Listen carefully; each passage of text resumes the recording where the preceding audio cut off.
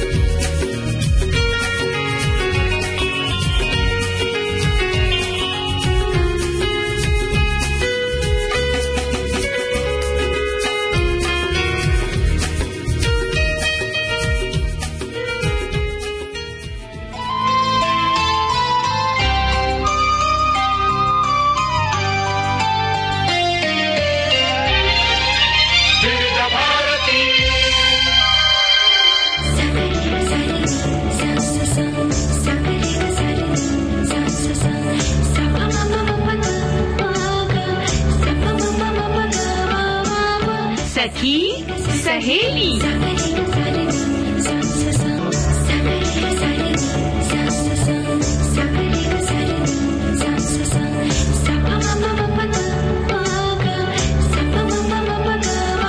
सखी सहेली।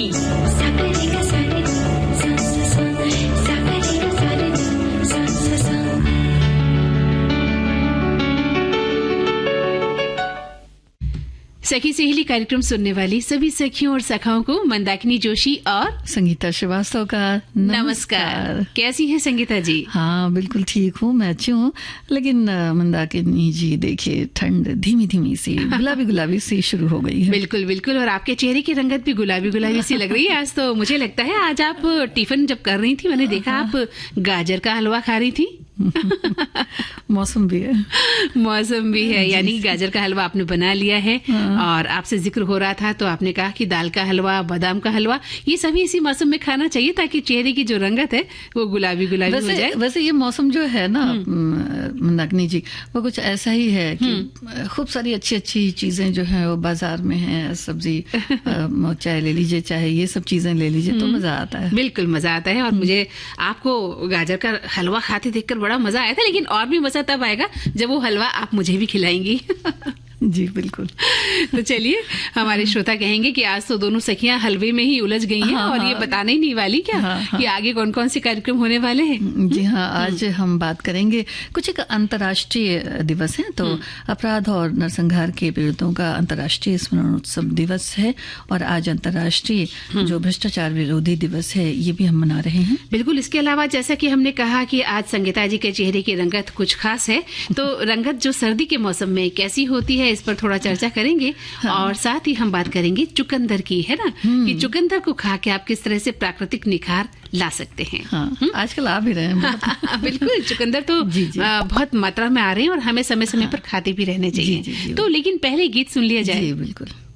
में तो आपने पैरों की जो है जो क्या कहना चाहिए कि हलचल बढ़ा दी है, बाजे पाए लिया। और पैर भी वाकई ऐसी रुंझुन रुंझुन कर चल रही इन दिनों। हाँ देखिए, मौसम भी कुछ ऐसा है ना कि हर तरफ बस ऐसा लगता है कुछ संगीत सा छिड़ा हुआ है। हाँ बिल्कुल बिल्कुल सही कहा। और तभी तो इस मौसम में अगर हमने सही तरीके से इस मौसम को निभा लिया तो चेहरे की रंगत, स्वास्थ्य की रंगत सामने आती है ना। आप अपने आप को स्वस्थ बना सकते हैं और मौसम के अनुकूल खान पान रखते हैं तो सबसे बड़ी बात ये है कि आप पूरे वर्ष अपने आप को स्वस्थ महसूस भी कर सकते हैं। हाँ बिल्कुल। और ऐसा होता है ना मंदाकिनी जी कि जो चीजें होती हैं, कई बार हम लोग बहुत ज्यादा मोबाइल वगैरह में उलझे रहते हैं और मौसम की जो एक नजाकत होती है, एक खूबसूरती होती है, उसको हम नजरअंदाज कर देते हैं, ध्यान ही नहीं देते। हाँ बिल्कुल। और वही रंग हम कहीं मोबाइल में तलाशते हैं, वही फूल बड़े अच्छे लगते हैं, लेकिन उनको अगर सामने से जाकर देखा जाए, चाहे वो अच्छा, कई बार ऐसा भी होता है कि न सिर्फ यही रंगत जो हम अपने घरों में सजाते हैं, यानी कि बाग बगीचे में, बल्कि कुछ एक जगहें ऐसी भी होती हैं जो अनायास ही अपने आप से खूबसूरती से बिल्कुल भर जाती हैं। जैसे कई घाटियां ऐसी हैं, कई जगहें ऐसी हैं जहाँ जंगल में भी देखिए खूबसूरती दिखाई देती है। अगर हम पहाड़ी इलाकों में जाते हैं इन दिनों खासतौर से, तो वहाँ की रंगत देखते ही बनती है। वहाँ कहने को बहुत ज्यादा।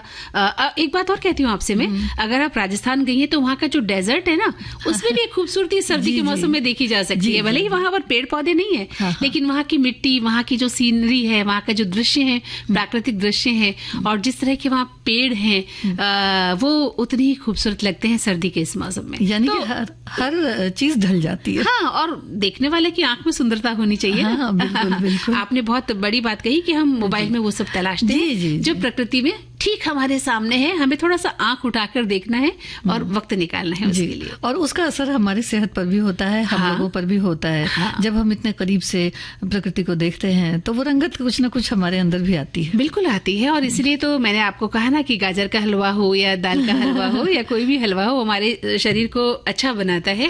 और हाँ, ये अलग बात है कि सर्दी के मौसम में कई बार हम ज्यादा खा लेते हैं। ऐसा भी नहीं होना चाहिए कि भाई सर्दी का मौसम में खूब खाना है। नहीं, खाने का एक संतुलन होना चाहिए, अनुशासन होना चाहिए। लेकिन जैसा कि संगीता जी ने कहा कि प्रकृति को निहारें, प्रकृति के बीच में जाएं और कुछ खास तलाशें, फूलों में, पेड़ों में, पौधों में, मिट्टी में, वनस्पति में, बागों में, बगीचों में, कहीं भी आप तलाश सकते हैं। मैं तो कहती हूँ कि आप जंगल में भी तलाश सकते हैं, और आप चाहे तो रेगिस्तान में भी खूबसूरती तलाश सकते हैं। बया चिड़िया जो है इस समय देखिए घोंसला बनाती है। बिल्कुल। और ये ऋतु जो होती है मंदाकिनी जी, इसे खासकर हेमंत ऋतु कहा जाता है। जी, क्योंकि अभी बहुत ज्यादा सर्दी तो पड़ी नहीं है, तो ये हेमंत ऋतु है और बड़ी ही खूबसूरत सी ऋतु होती है। बिल्कुल। और खेतों से लेकर पहाड़ों तक की रंगत जो है देखते ही बनती है, और गर्मी के से हमें थोड़ा छुटकारा मिलता है, और इन दिनों हम बहुत ही एक आनंदपूर्ण जीवन बिताते हैं, है और ना? फिर कोशिश भी यही करते हैं कि भाई कहाँ जहाँ तक अप्रोच कर सकते हैं चले जाएं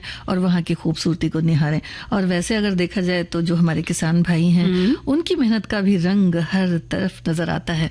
उनकी चाहे फसलों को देखें, चाहे उनके बाग बगीचों को देखें, सब्जियां जो उगाई जाती हैं, अनाज जो है, फल हैं, फूल हैं, तो इन्हें भी अगर पास से निहारें, और तो ये खेत आजकल बड़े सुंदर है। और कुछ समय बाद देखिए सरसों भी आ जाएगी, तो इसके जो पीले फूल होते हैं वो बहुत सुंदर लगते हैं। कई बार जब हम रेल में, ट्रेन में जाते हैं तो हमें सामने खेत खलियान दिखते हैं, और सरसों की जो क्यारियां हैं, पीली सरसों इतनी खूबसूरत लगती है कि मन करता है कि ट्रेन यहीं रुक जाए और हम इन वादियों में खो जाए। है ना? और बड़ी सुंदर सी लगता है, कोई जैसे चादर सी पड़ी है। बहुत सुंदर। और मौसम तो अच्छा है, लेकिन जो प्रकृति के नजारे हैं इस मौसम में हमें बहुत अच्छे लगते हैं। लेकिन हाँ, नींद भी बहुत आती है। तो थोड़ा सा आलस्य हमें त्यागना है और रजाई से बाहर निकलकर प्रकृति को निहारना है, मौसम का आनंद लेना है, अनुशासित जीवन भी बिताना है। और हाँ, ध्यान रखना है कि सर्दी का मौसम आ चुका है, चाहे हल्की सर्दी है चाहे ज्यादा सर्दी है, आपको गर्म कपड़े निकाल लेने हैं। जी।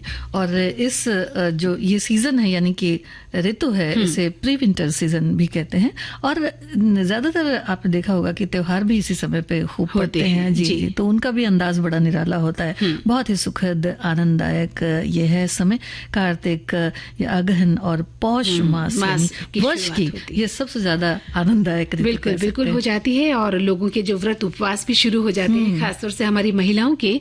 और इसके साथ ही आपका जो खान पान है उसमें थोड़ा सा बदलाव आ जाता है। दूध है, घी है, मक्खन है, गुड़ है, खजूर है, तिल है, सूखे मेवे हैं। इस ऋतु में हम खाना शुरू भी कर देते हैं। हाँ, एक गीत सुन ले। बिल्कुल।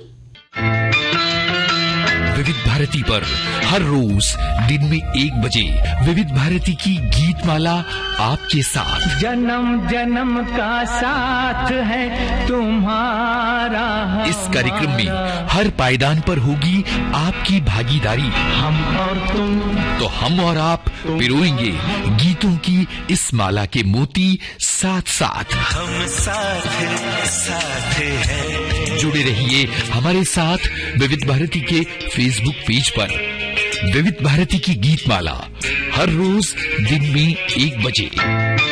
विविध भारती, आपका जीवन संगीत।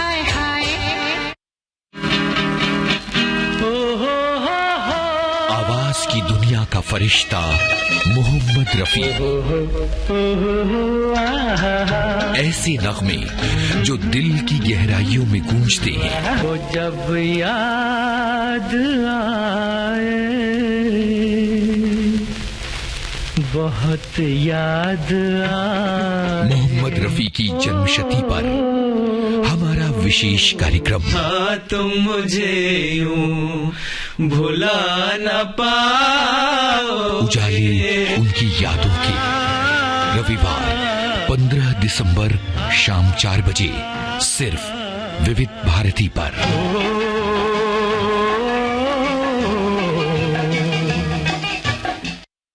तो संगीता जी, हमने ठंड की बात शुरू करी और हमारे श्रोताओं ने भी लिखना शुरू कर दिया। हालांकि हम ठंड की बात कर रहे हैं, शबाब की बात कर रहे हैं, वो भी हो सकता है। घी, ड्राई फ्रूट्स, गर्म चीजें बहुत खानी चाहिए। हमारे शरीर को खाना लगता है इन दिनों, और सबके तन पर कपड़ों की भी भरमार होती है। रात में नींद बहुत गहरी और अच्छी आती है, जल्दी सोने की आदत भी जो है कम हो जाती है। और घर में ध्वनि जो पॉल्यूशन है उसमें भी कमी आती है। पंखे की आवाज, कूलर, एसी की आवाज में कटौती होती है और बिजली का बिल भी कम आता है। बड़े सारे फायदे हैं जी, बहुत सारे फायदे हैं। एक श्रोता लिख रहे हैं कि आजकल के खाने में मेथी, बथुआ, मूली, गोभी, आलू के पराठे बहुत पसंद आते हैं। मिक्स वेज सूप, मशरूम का सूप और तरह तरह के सूप बनने लगे हैं। घरों में हीटर, ब्लोअर चलने लगे हैं। पूरी तरह से ठंड जारी है। अभी बारिश होने के बारे में भी ऐसी भविष्यवाणी है। ठंडक ऊपर से, उफ कितनी ठंडी है हवा, लिखते हैं। और एक श्रोता लिख रहे हैं कि रंगत सर्दी के मौसम की अब पहले जैसी सर्दी कहाँ हो रही है। नहीं तो दीपावली के पहले ही गर्म कपड़ों के साथ रजाइयां भी निकल जाया करती थी, किंतु अब तक उनकी आवश्यकता ही मालूम नहीं पड़ रही है।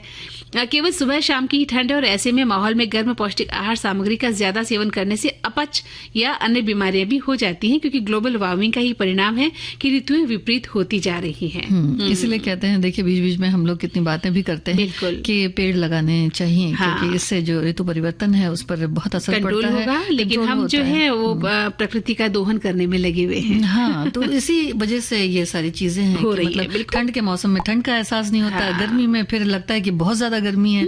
बारिश रहती है तो फिर पता ही नहीं रहता कि बारिश कब होगी। हर मौसम का जो एक खूबसूरती थी, हर मौसम का एक मजा होता था, वो मजा अब हमें उतना नहीं मिल पाता, क्योंकि ग्लोबल वार्मिंग के कारण। जी। एक श्रोता लिख रहे हैं कि आज सुबह जब मैं मॉर्निंग वॉक के लिए घर का द्वार खोला तो बड़ी जोर से ठंडी हवा का झोंका आया। बिल्कुल सर्द बर्फीली हवा। वैसे तो मैं पूरी तरह से अपने को सर से पैर तक पूरी तरह गर्म कपड़ों से कवर रखती हूँ, फिर भी घर से बाहर आते ही ठंड पता चलती है। आज कुछ ज्यादा ही ठंड थी। वैसे ठंड धीरे धीरे बढ़ रही है। अदरक वाली चाय और कॉफी की चाहत भी होने लगी है। अच्छा खाने का मन बहुत करता है। रातें लंबी और दिन छोटे होने लगे हैं। तो चाय और कॉफी की इन्होंने बात करी, तो फिर वो जो अलाव जलाते हैं वो भी तो आजकल खूब जल रहे हैं। भाई जो पहाड़ी इलाके हैं, जो घाटी के इलाके हैं, वहाँ तो खूब सर्दी है, तो जो लकड़ी से जो आग जलाई जाती है, उससे ही तपिश जो है उनको मिलती है, गर्माहट जो है मिलती है। बॉन फायर भी बड़ा अच्छा लगता है। तो खूबसूरत स्मृतियां दर्ज हो जाती हैं आजकल जो मौसम चल रहा है। और जो एक देखिए आजकल कई जगह पे बहुत सारे जो बाग बगीचे हैं वो भी खुले हुए हैं, जहाँ अलग अलग तरह के फूल खास नजर आते हैं। अब अगर बात करेंगे जम्मू कश्मीर की जो घाटियां हैं उनकी बात करें, या फूलों की जो घाटियां हैं उत्तराखंड की तरफ उनकी बात करें, तो अगर खास गुलाब की बात करें, लाल, पीले, सफेद, गुलाबी, नारंगी और काले गुलाब जो होते हैं, ये कश्मीर में बड़े सुंदर नजर आते हैं। बहुत सुंदर और बहुत बड़े बड़े खिलते हैं। हाँ, काले गुलाब की बात आपने कही। मैंने एक उपन्यास पढ़ा था, काला गुलाब। तब मैं छोटी थी, मुझे समझ नहीं आया कि क्या काला गुलाब भी होता है।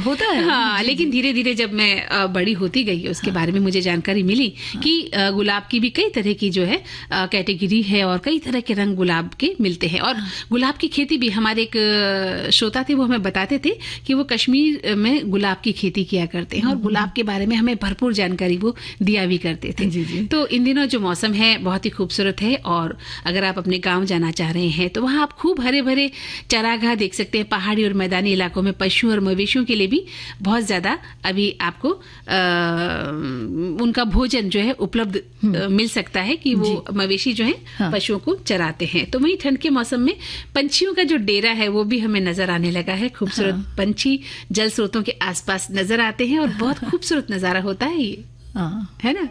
और देखिए हमारे एक श्रोता लिख रहे हैं कि नमस्ते करते हुए कह रहे हैं कि उन्होंने कहा है कि सर्दी के मौसम की रंगत की क्या कहने, सभी के परिधान रंगीन हो गए हैं। खेतों में फसल की हरियाली बढ़ने लगी है, हमें भूख भी अच्छी लगने लगी है और जो कुछ खाते हैं आसानी से पच भी जाता है।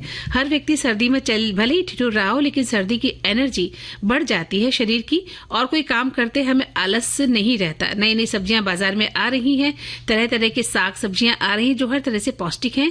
सरसों का साग, पालक, मेथी, चौलाई, चना, मटर का साग सभी को पसंद आता है। बथुआ का साग पहिता देहातों में च्यवनप्राश का काम करता है जो उड़द की दाल में बनता है। कीड़ों मच्छरों से निजात मिल जाने से भरपूर नींद इस मौसम की खास विशेषता है। हाँ, तो ये साग तो बड़े अच्छे लगते हैं खाने बहुत में। सुंदर जी। और अगर ये जो कैमरा वगैरह है लेकर जाते हैं तो देखिए जो फैशन है आज के समय में वो भी बड़ा अलग सा नजर आता है। स्वेटर है, शॉल है, तो बहुत अलग अलग सा तरह के। हाँ, और वो सारी चीजें जो है ना वो कैमरे में कैद हो जाती है। देखिए ये भी एक रंगत है। हाँ, क्योंकि जब कोई अपना बड़ा चाहने वाला सा आ जाता है तो फिर लगता है बस फिर तो अब जिंदगी में कुछ नहीं चाहिए, यही सारी दुनिया। वाकई जिंदगी की रंगत बदल जाती है जब कोई अपना जिसे हम चाहते हैं किसी भी रूप में, वो हमारे माता पिता हो सकते हैं, हमारे अपने हो सकते हैं, जी, बिल्कुल। कोई भी जो आपको अच्छा लगता हो जिंदगी में, एक बच्चा हो सकता है छोटा सा प्यारा सा, तो आपकी जिंदगी में जब वो आता है तो आपका जो है जीवन काफी हद तक बदल जाता है। तो वो रंगत अभी इस गीत में हमें देखने को मिली है। हाँ, तो और वैसे भी मंदाकिनी जी एक और बात है कि जब कभी ऐसा होता है कि अपने खुद को भी आईने में देखना चाहिए, उससे भी काफी रंगत बदल जाती है। बिल्कुल सही कहा आपने कि अपना चेहरा हमें टटोलना चाहिए। हाँ, कि क्या है बात खूबसूरती की नहीं है, अपने से भी हम प्यार करें। हाँ। अपने को भी हम अच्छा से रखें और जिंदगी की जो परेशानियां हैं वो तो रहेंगी, उनसे किस तरह से हम निजात पा सकते हैं ये ध्यान रखते हुए अपने आप से प्यार करना बहुत जरूरी है। जी। और अब एक अंतराल। जी, तो इस अंतराल के बाद हम फिर से उपस्थित हैं और अपने सभी सखियों और सखाओं का तहे दिल से स्वागत करते हैं। हाँ, और बहुत सारी देखिए अच्छी बातें भी हमारे श्रोता लिख रहे हैं। आज अंतर्राष्ट्रीय भ्रष्टाचार विरोधी दिवस भी है मंदाकिनी जी। तो 31 अक्टूबर 2003 को भ्रष्टाचार के खिलाफ संयुक्त राष्ट्र कन्वेंशन में पारित होने के बाद से, मतलब ये प्रस्ताव 9 दिसंबर को प्रतिवर्ष आज भ्रष्टाचार के खिलाफ जागरूकता बढ़ाने के लिए ये दिवस मनाया जाता है। और ये बात तो बहुत लाजमी है, देखा जाता है कि बड़ी चुनौतियां बड़ा दिखाई पड़ती हैं आजकल के ज़माने में, तो उनका सामना करना कि किस तरह से हम इन चीज़ों से अलग रह सकें, दूर रह सकें, ये काफी हद तक अपने ऊपर भी निर्भर करता है, क्योंकि जागरूकता इसके लिए बहुत जरूरी है। बिल्कुल। हाँ। तो आपने संगीता जी बहुत सही कहा, लेकिन अंतर्राष्ट्रीय भ्रष्टाचार विरोधी दिवस तो हम आज के दिन मनाते ही हैं। हाँ। लेकिन इससे पहले एक भ्रष्टाचार की जो परिभाषा है वो क्या है ये भी हमें थोड़ा मालूम होना चाहिए।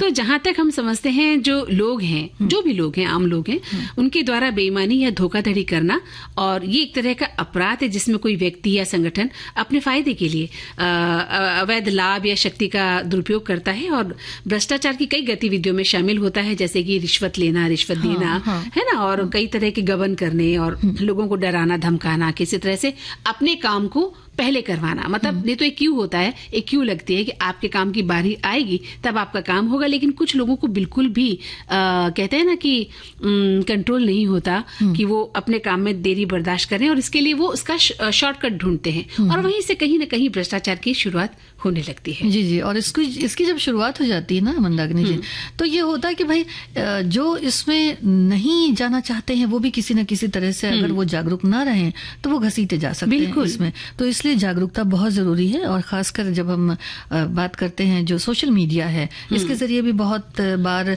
लोगों को क्या दिग्भ्रमित किया जा रहा है और सरकारी अस्थिरता में योगदान देती है। तो भ्रष्टाचार को दूर करें और अपने देश को इस दलदल से हमें बचाना चाहिए। आज तो इनका बहुत बहुत धन्यवाद करते हैं हमारे सभी श्रोताओं का जो अपने विचार इन्होंने हमसे साझा किए हैं। अपराध और नरसंहार के पीड़ितों का अंतर्राष्ट्रीय स्मरणोत्सव और सम्मान दिवस भी आज है मंदाकिनी जी। बिल्कुल, आज एक महत्वपूर्ण दिवस और है। हाँ, तो इसलिए भी जागरूकता के लिए आज ये दिन मनाया जाता है और बहुत सी जगहों में उच्च स्तरीय जो कार्यक्रम है वो भी आयोजित किए जाते हैं, जिससे भविष्य में ऐसे कृत्यों को रोका जा सके और दोषी को दंड दिया जा सके। बिल्कुल, और शिक्षा की बात हो, प्रेम की भावना हो, सत्य आचरण, लोगों के बीच सामंजस्य और अपने देश, अपनी संस्कृति के प्रति सम्मान, मानवता की भावना और दया करना, अपने भीतर एक जगाना दया की भावना और आम इंसान को इन बातों की गंभीरता से समझाना आज के दिन का एक उद्देश्य माना जाता है। संगीता जी, इसके अलावा जो मानव अधिकारों की सुरक्षा है, राष्ट्रीय और अंतर्राष्ट्रीय स्तर पर कानून का जो सख्ती से पालन होता है, बच्चों को भी इन चीजों से बचाना है जी। विस्थापन को रोकना ये बहुत जरूरी है, भेदभाव नहीं होना चाहिए।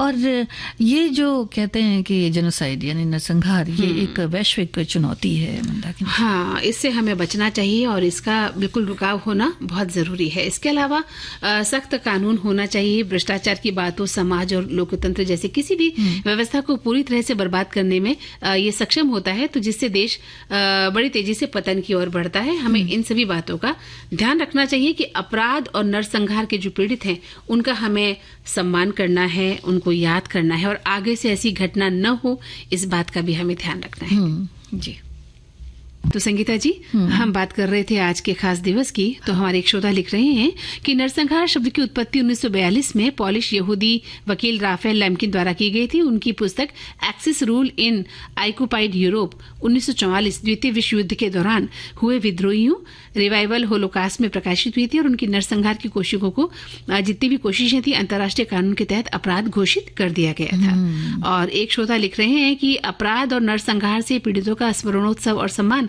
भाई यदि ऐसा भी कोई दिवस है तो ये तो एक ऐसा कार्य है, ऐसे लोगों को उपेक्षित रूप से देखा जाता है और उन्हें समाज से कुछ अलग होते हुए देखा गया है, तो ऐसे लोगों का सम्मान करना बहुत अच्छी बात है। एक श्रोता हमारे लिख रहे हैं कि कई कार्यक्रमों के बारे में लिख रहे हैं कि कुछ कार्यक्रम और शुरू किया जाए। एक श्रोता ने लिखा है कि अपराधों के प्रति सम्मान और उनकी याद होनी चाहिए। अपराधियों के प्रति कोई अगर कैसा भी अपराध करे, लेकिन सम्मान के लिए जो दिन मनाया जाता है उसको हम पूरे दिल से मना रहे हैं। आज जो लोग अपराध से पीड़ित हैं उनका हमें मजाक नहीं उड़ाना चाहिए, बल्कि उन्हें ये एहसास दिलाना चाहिए कि हम भी उनके साथ हैं। तो ये फिर वही बात हो जाती है कि हम लोगों को अपनी तरफ से भी बहुत कुछ सोचने की जरूरत है कि हम किस तरह से पेश आते हैं।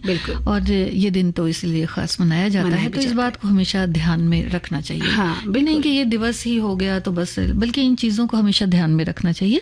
और आज बात करते हैं जो प्रकृति की बात हमने काफी करी है जी, तो थोड़ी निखार की बात भी कर लेते हैं। तो जो आज कल जो सब्जियां आ रही हैं या जो चीजें हम रसोई में खूब सारी हरी भरी देख रहे हैं, तो उनमें चुकंदर का जो रस है वो भी बड़ा खास फायदेमंद है, चाहे उसे पिया जाए और चाहे तो फिर उसका अलग अलग तरह से हम उपयोग कर सकते हैं। हाँ, पाउडर। वैसे चुकंदर को जब हम देखते हैं ना तो लेने की इच्छा नहीं होती है संगीता जी, वो इतना सूखा रूखा उदास सा दिखता है गोल गोल सा मटमैला सा पड़ा हुआ, उसको देखकर बिल्कुल मन नहीं करता कि हम चुकंदर उठाएं और खा लें, है ना। लेकिन उसके गुण बहुत है, कहते हैं ना कि बाहरी खूबसूरती पर मत जाओ, उसकी भीतर की खूबसूरती को देखिए। तो चुकंदर इसका एक बहुत बड़ा उदाहरण है ना? हाँ, और बहुत सारे ब्यूटी प्रोडक्ट्स भी आते हैं बिल्कुल, जिसमें चुकंदर की जो रहते हैं मतलब उसको प्रोसेस करके जैसे भी डाला जाता है और वो बड़े ही इफेक्टिव भी होते हैं। तो उसको एक पैच टेस्ट करने के बाद में आप इस्तेमाल भी कर सकते हैं। वैसे चंदन पाउडर में अगर थोड़ा सा चुकंदर का रस मिला लें और फिर 10-15 मिनट उसका पेस्ट कुछ बना करके चेहरे पर लगा लें, फिर उसको धो लें, तो बड़ी अच्छी सी रंगत आती है। मुझे लग रहा है कि आप भी आज जो है चुकंदर का पेस्ट ही लगा के आई हैं।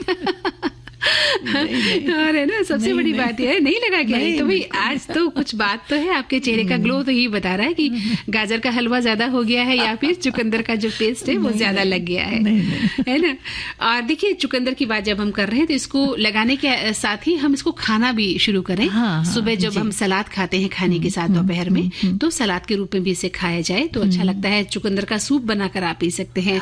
चुकंदर का जूस तो पीते ही हैं, इसमें थोड़ा सा नींबू का रस डालकर भी, जब हम गाजर का जूस पीने जाते हैं ना तो उसमें भी चुकंदर है, पुदीना है, नींबू है, आंवला है, ये सब मिलकर हम एक रस बना सकते हैं और उसको पी सकते हैं। तो पीना ज्यादा बेहतर होगा। उसके बाद तो है ही कि हम उसमें कुछ लगाकर चेहरे पर लगाते हैं, वो एक अच्छी बात है। तो ठीक है, आप उसका पेस्ट जो है बनाएं और नींबू का रस मिलाकर चेहरे पर लगाएं तो आपके चेहरे पे जो है दाग धब्बे हैं वो बहुत कम होते हैं। जी, मेहंदी में भी मिलाकर बालों पर अगर लगाया जाए अच्छा तो बहुत अच्छा होता है जी। सिल्की होते हैं बाल और डैंड्रफ फ्री होते हैं। अच्छा, ये बात तो मुझे आज पता चली कि मेहंदी के साथ भी इसका उपयोग किया जाता है। और ठंड का मौसम है, आप चुकंदर चुकंदर की सब्जी बना सकते हैं, इसका रस ले सकते हैं और ये आपके पेट के लिए भी बहुत ही अच्छा होता है। आपके पेट को बहुत ही मुलायम रखता है।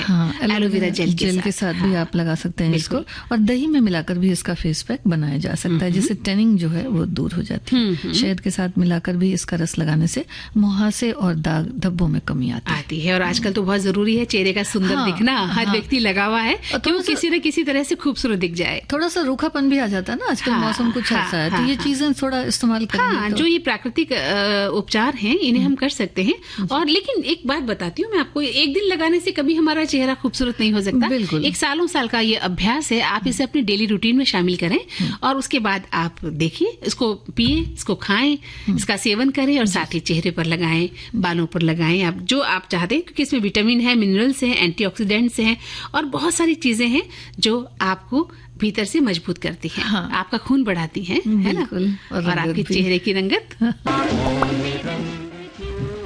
हाँ जी, तो संगीता जी, हमारे श्रोता तो लगातार हमें लिख रहे हैं चुकंदर के बारे में। हालांकि समय हमारे पास कम है और श्रोताओं के जो विचार हैं बहुत ज्यादा आए हैं।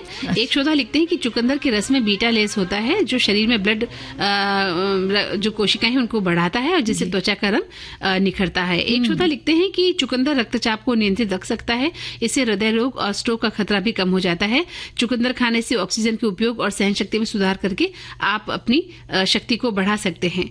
एक श्रोता ने लिखा है कि मैंने चुकंदर को चेहरे पर तो नहीं लगाया है, लेकिन इसका सेवन जरूर किया है और इसका सेवन करने से मैं काफी हष्ट-पुष्ट अपने आप को महसूस करता हूँ। ये ब्यूटी प्रोडक्ट्स में बहुत यूज होता है। ये बात और है कि हम लोग नहीं यूज करते हैं, जो लोग नहीं, लेकिन ये ब्यूटी प्रोडक्ट्स में बहुत यूज होता है। लेकिन तो चलिए, आज आपने जो बताया है, मुझे लगता है कि अब हम ब्यूटी प्रोडक्ट्स में इसको यूज करना शुरू कर देंगे। और अब तो कार्यक्रम का समय बिल्कुल समाप्त हो चला है। इजाजत सभी को, संगीता श्रीवास्तव और मंदाकिनी जोशी का नमस्कार।